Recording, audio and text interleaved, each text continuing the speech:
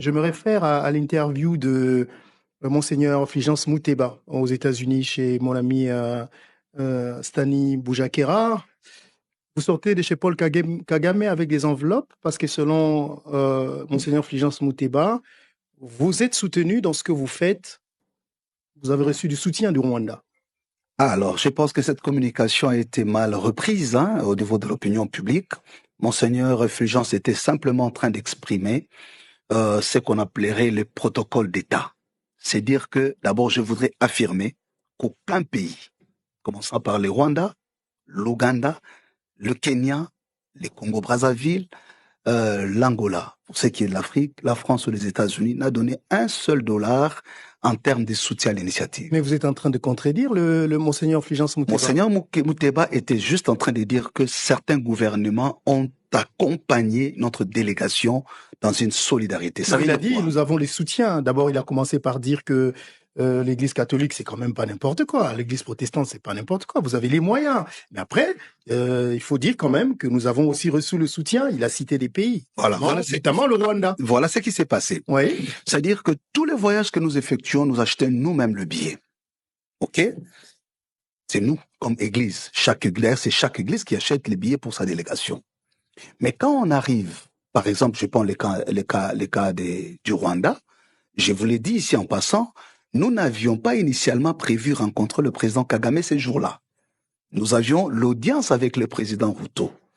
Mais c'est à la demande du président Kagame qui a expressement insisté pour que nous les voyions avant de quitter Kigali. Pourquoi? Parce que pour entrer à Goma, on est passé par Kigali. Nairobi, on a pris Kenya Airways pour entrer là-bas. Alors, puisque c'était à minuit, on devait embarquer à 1h pour arriver à Nairobi et l'audience était prévue à 9h avec le président Ruto. Nous avons expliqué que ce n'était pas possible parce qu'on nous attendait à Nairobi. Et ce sont le protocole des deux pays, protocole d'État, qui ont arrangé les choses pour dire, écoutez, Nairobi est d'accord que vous terminiez avec le président Kagame et une autre audience sera prévue. Et nous étions à 1h du matin. Nous leur avons dit, mais nous n'avons pas prévu dormir ici.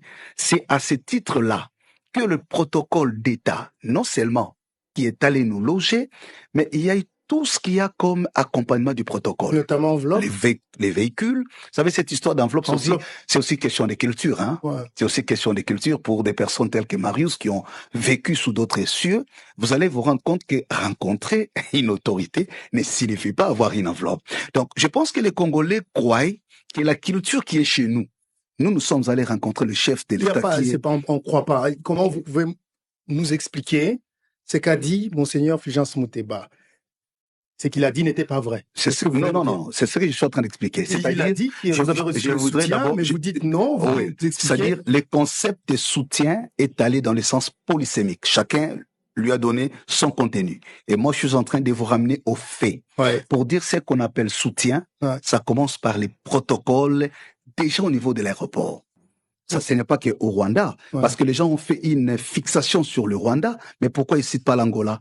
Pourquoi il a parlé aussi de l'Angola? Vous avez reçu aussi des enveloppes là-bas? Non, personne n'a donné des enveloppes. C'est comme ça que j'ai dit, sa question de culture. Ailleurs, quand vous rencontrez un chef d'État, cela ne signifie pas qu'il faille avoir une enveloppe. Par contre, on vous réserve tout le protocole dû au rang de votre délégation. La vérité, c'est que notre délégation, vous le voyez dans les images, toutes les photos prises, c'est des photos officielles. Donc, on prenait des photos là où ces chefs d'État reçoivent leurs hôtes. C'est ça la nuance.